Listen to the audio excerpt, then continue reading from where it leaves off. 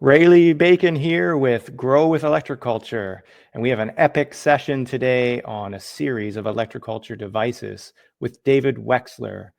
Right over here, David, do you want to share with us what we've got lined up? Hey, Ray, thanks for bringing me on. Yeah, today we're going to talk about electroculture, and we're going to talk specifically about many of the different types of devices that you could use in your garden or farm. And there's a whole lot more than what we're going to show you today. But now we're just going to focus on a subset and just give you a tour that showing you that there's way more to electroculture than just spiral antennas. And before we get into that, I just want to make a quick shout out. David and I have founded a Electroculture Beginners to Advance Facebook community. Here we go here. So if you want to check that out, there's over 200,000 members and growing strong. You'll find that in the comment section below this video or in the description. But let's jump right into the session we have lined up with David. David, I'm going to roll up your presentation here. Okay, sounds great. Here we are, and ready when you are. Okay, yes. So today we're going to talk about electroculture devices in brief. What you see on that upper right-hand side is the all familiar Igina style spiral antenna. That one was developed by a friend of ours, Andrea Donnelly, and he uses lots of colors in his work. But we're going to go much further beyond that. So here's a brief slide talking about the backgrounds of Ray and I. In short, I'm an electrical engineer. I've been working in this field of electroculture for more than 20 years, and it's been a fun journey. I've written books, developed products, and helped people all over the world with their electroculture projects. What about you, Ray? Okay, real quick here, 10,000 foot view. I am a commercial farmer, moved into homestead gardener and garden designer and experimenter, tinkerer with electroculture and other methods of growing high quality food. This is a design I did recently, the Galaxy Garden, and on our podcast, I have a session where I go in depth on that. So let's jump on, David. We'll go into the topic at hand. Yeah, so if I may. What does electroculture do, David? Yeah, so electroculture does a whole bunch of really cool things. In terms of the results that we see, we tend to see very large growth effects that happen from it. It increases the generation or the synthesis of growth hormones, which translates into larger growth, faster growth, larger fruits and vegetables. So you could call it a biostimulant. Because in the farming world, biostimulants are usually microbial based. You think of micronutrients like kelp that contain hormone stimulants, but electroculture is working on a similar pathway. That's right. And we could use electroculture, which is the application of electricity, electric fields, and even magnetic fields to induce all of these really cool effects. So from the top, you can see here, we have increases in metabolism, which affects respiration and transpiration. And so if the whole plant is exercising and breathing at a faster rate, you're going to be pulling up the nutrients faster, and that ultimately creates more nutrient-dense plants that we all get to enjoy. Epic. Well, and we've got other video topics that go into more depth on the how of electroculture and the mechanisms. But let's move on, David, to your devices that you've linked up here. So you've got a bit of a comparison. You did a research on summarizing some of the effects of electroculture on crop yield over time. Yes, that's right. So I put this together very long ago, maybe back in the 2013 or so timeframe, and sorry, you can see lots of a really amazing growth that happens with the use of electroculture on all sorts of plants. Some do better than others, and in a few cases, you can actually see not only double but also approaching triple growth for some of those like hemp, cannabis, peas, and others. And the data where this came from a bunch of public data sources, not necessarily my own research, but some of my research is included in there as well. Well done. I mean, that would have taken a lot of time to compile that before the advent of artificial intelligence for research purposes. Oh God, yeah, all manual. Yeah.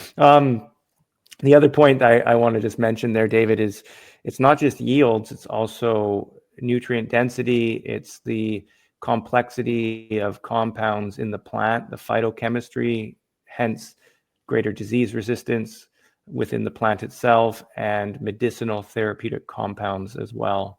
So it's not all about yields, which is important, I think. A lot of the hype around electroculture has been yield-based only.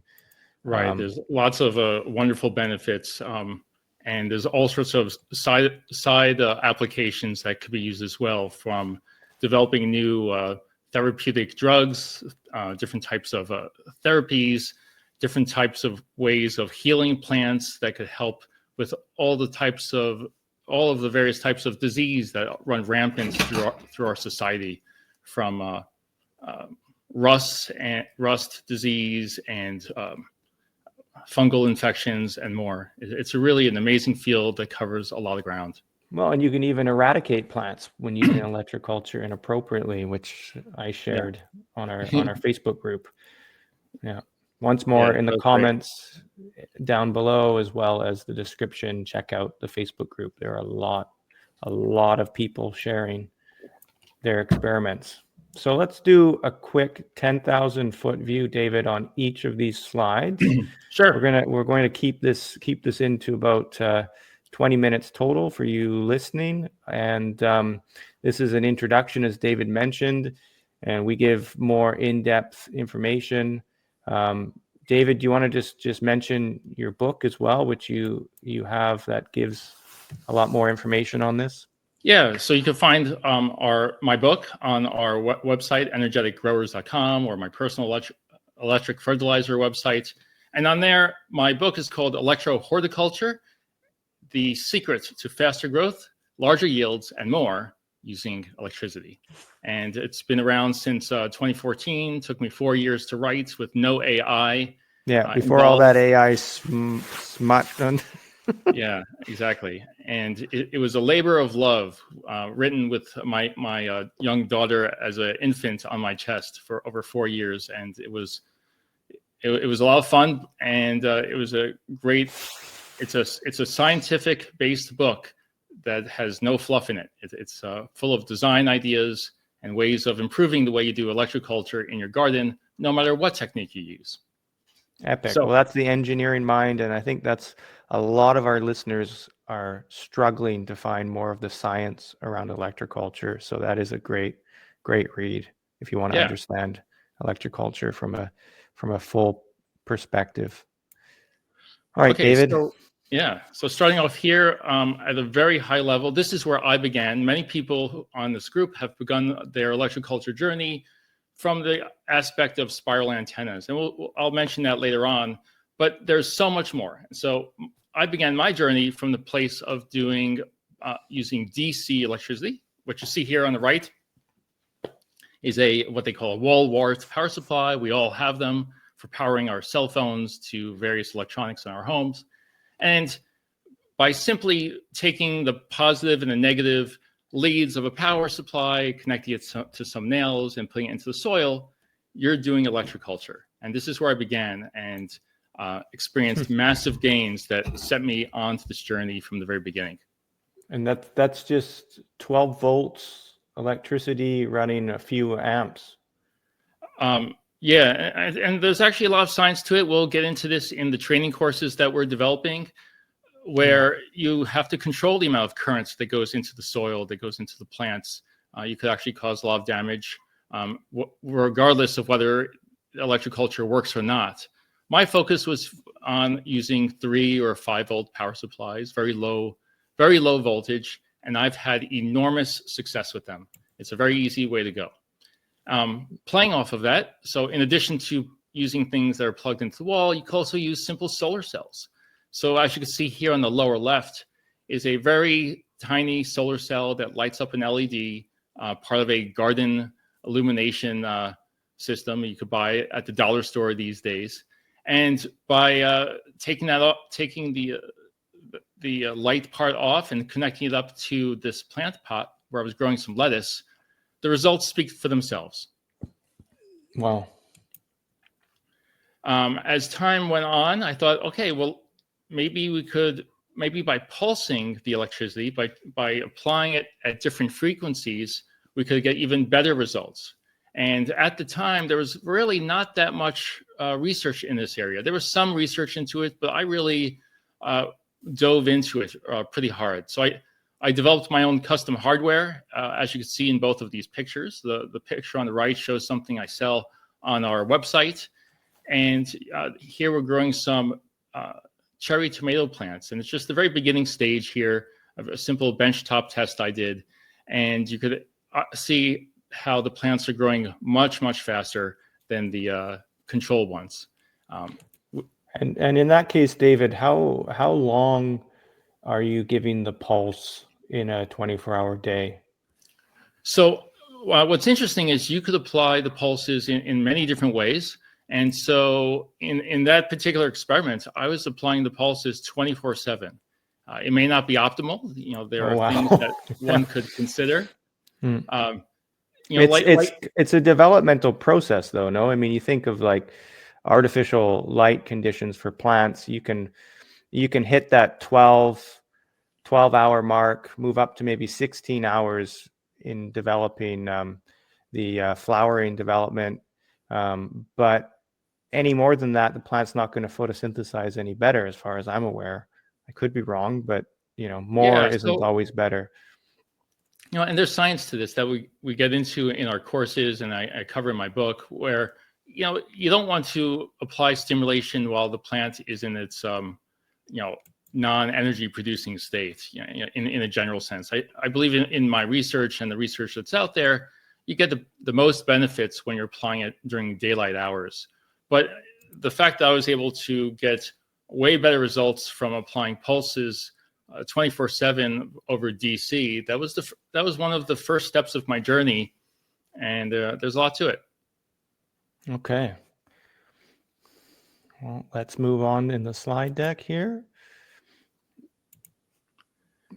So over time, I started to hone in and make things a little bit nicer, experimenting with different ways of making products. So I have a device on the right-hand side is a more simple idea that puts out different types of pulses over time. And I'm currently out of stock on that and need to do a reorder. And I also made a more fancy system as I use this journey of electroculture to develop my own personal skills in the world of product development. And so this device on the left has been installed in a couple customers' facilities, and this applies different pulses of different frequencies and voltages over 4 different output ports, and it's internet connected as well. So you're able to control it over the internet, which is a really nice thing. In addition to stimulating the soil, maybe you don't know, but you can actually stimulate the plants themselves directly. And I was following some research on this topic and decided to do some experiments myself. Typically, you would use a sterilized needle that you would insert into the upper portion of the plant, and it would improve its growth. And going to what Ray was saying earlier about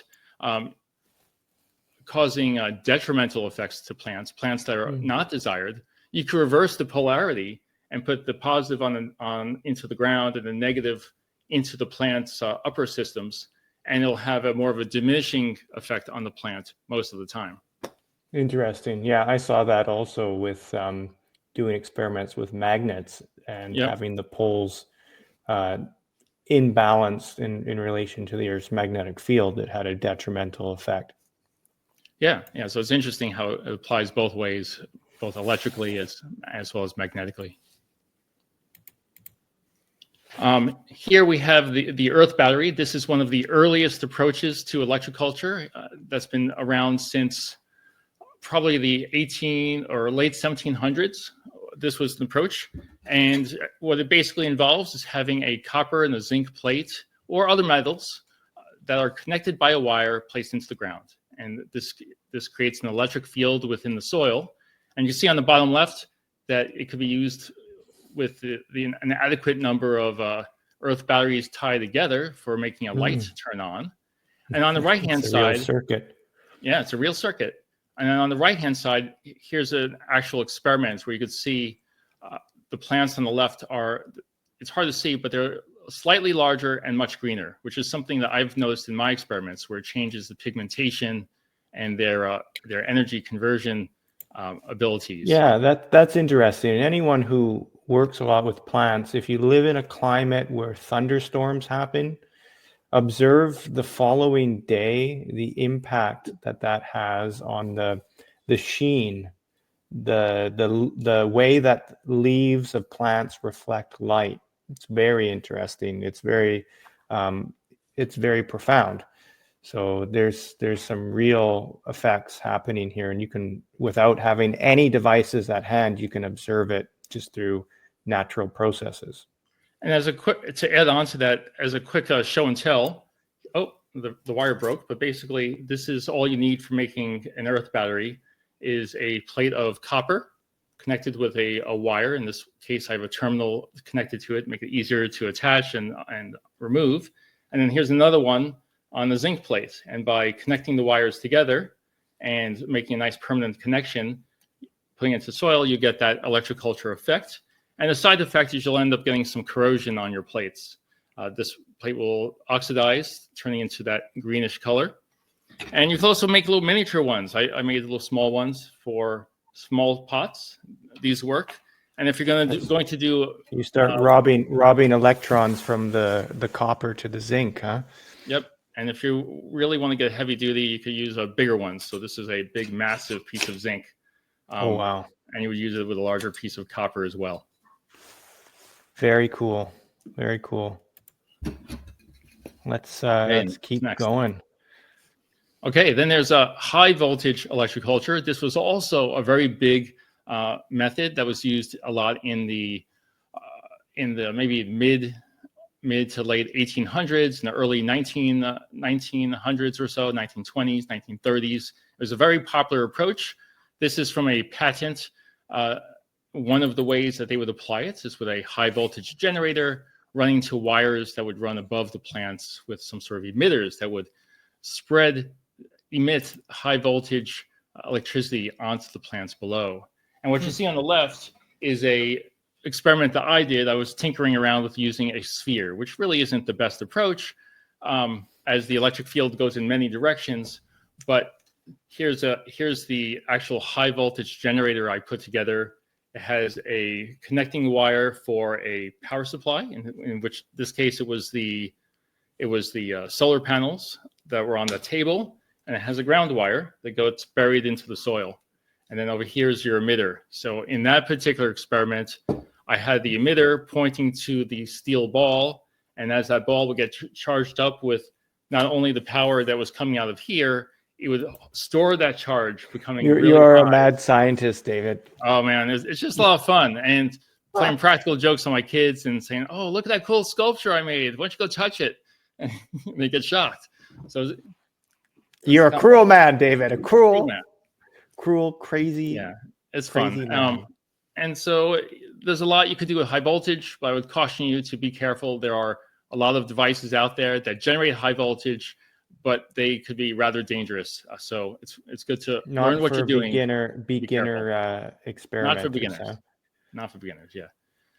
Also, we have atmospheric charge collecting, and this was done back in the day as well. You can see here a historic photograph of a tower where you have a number of sharp points that collect charges from the atmosphere, and the wire runs down to the ground. And if you look closely, you'll see a grid of wires emanating from the bottom of that pole.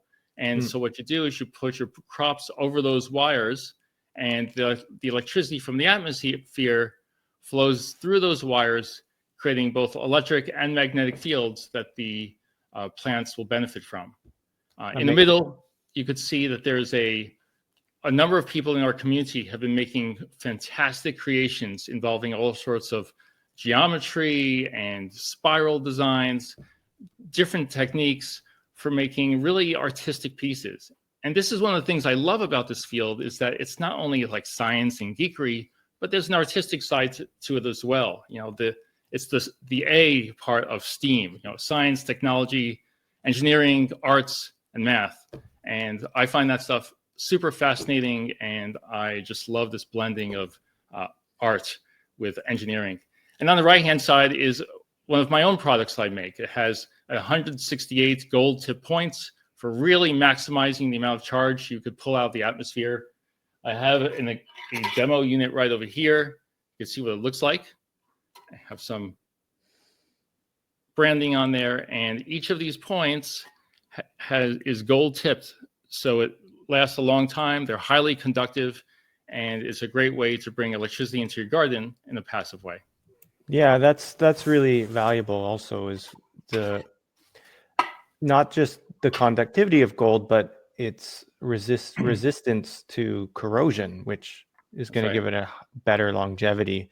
And it's not really actually that expensive, because the thin layer, the enamel layer, is so thin, right? It's not like people have to pay a premium price for the gold tips, but it's a nice touch. It's extremely thin layer of gold, but it's nice, and it gives a very nice look to it as well.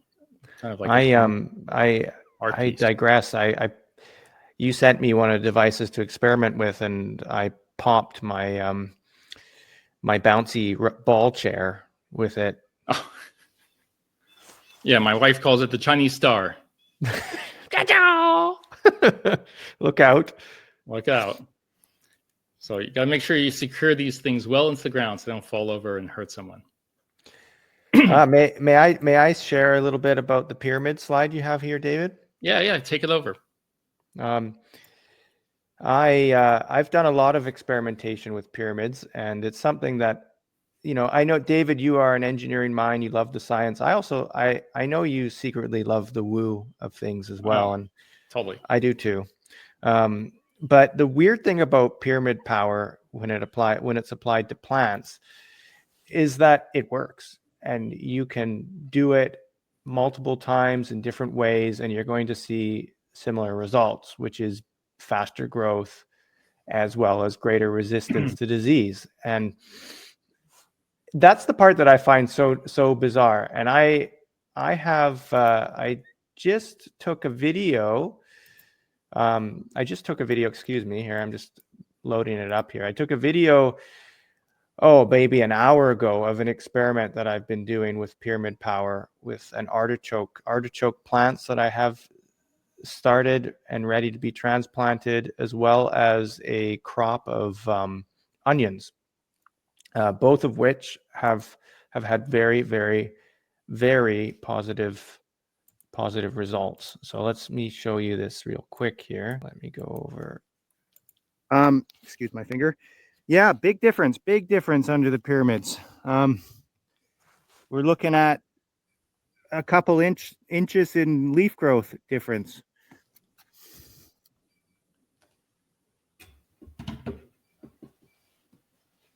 You know, it's hard to do it justice with the video. I'd have to take side-by-side pictures, but if you do it enough times, you see it's true. And that's been my experience. The more times I do experiments with pyramid power, I'm always seeing the same result. I've yet to see an effect where I have not noticed any result with pyramids. Quickly jump over here. These are the leeks. They're presently outside. It's dark right now, but leeks, onions. These onions were planted at the same time as another set. You can see here, this is likely, I don't know, about 20 centimeters, I'd say 8 inches, more or less, in height. Whereas the other ones that are not inside the pyramid, if you look here, you can see the pyramid in the foreground. They're half the size. It's really bizarre. You know, here the art. It's really amazing how well this technology works. Well, and I always think to myself, well, maybe there's something I'm missing here, but it's significant. It really is. I mean, you have to orient the pyramids properly. You've got to look to the Egyptians for that. That's essential. And we But talked about that in our otherwise, podcast. So again, we recommend that you check out our earlier episodes of the podcast for a lot of in-depth knowledge about pyramid energy and how it works with plants. Here we have the Likovsky coil. This is another very simple form of technology. You can see on the left is something I've done for placing the coils in an elevated position above the plants. That was one of the early recommendations. And I would drive that stick into the ground on an angle over my plants. I think they say 22 degrees on the angle is supposed to be best, but I find it works perfectly well if it's just flat on the ground. And as you can see in these pictures, if you take a deep look at them, you'll see that we have greater amounts of growth on average over where the coils are compared to where they're not located. And you also see in the Echina spiral that's added to the mix also. And you can see there's an interaction effect going on where the Likovsky coil and the spiral are making even larger growth than the Likovsky area alone. So also we have these Echina spiral antennas. This is what everyone in the community is going nuts about. This has exploded the internet back in 2023. And these are super easy to make and they're extremely effective. And I do want to mention that we also, excuse me here, we've got a guide that we developed, David and I, on spiral antennas, and it is available for free.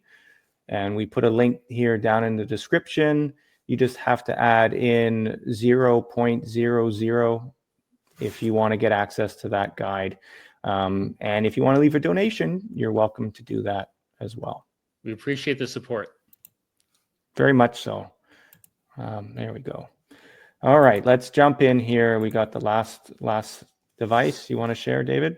Yeah, sure. So the last device here, I have a sample of it, that exact device in my hands. Right here is a paramagnetic device, or paramagnetic cone as they're called. It has an angle similar to those of the pyramids. And this particular version has a wire that comes out that allows you to place it, attach it to a wire trellis, or to bury it under the ground, and it extends the reach of this particular device. And the way these things work is that they're made of a mix of concrete and natural paramagnetic materials, which means it takes surrounding magnetic field energies and it concentrates them within this mass, allowing them to flow out the wire to other types of plants. And it's a little bit better than using a regular magnet, because if you use a magnet, it's a static magnetic field, where in this case, you're taking advantage of what Ray was talking about earlier in one of our earlier videos about Schumann resonance frequencies. And so as there's lots of electromagnetic variations in the atmosphere, part of the natural pulsing of the Earth's electric grids, if you will, those pulsings get captured within this device and applies a natural magnetic field variations to the plants that surround it. So this is a very effective, all natural device that you could use in your garden or farm. One of the reasons then it's also called a harmonizer, because it's by the result, it's harmonizing with the natural Schumann resonance of the Earth and amplifying that in a localized area, which is helpful given the electric smog that we've blanketed ourselves with. I think it's good to and you get into some of the wooey side of it as well. It's the dimensions of it apparently have an association with the proportions of the Earth in relation to, our solar system, our sun, etc. And there's something about the geometry that is allowing it to be more efficacious. And I think there's some truth to that, given the effects of pyramid power as well.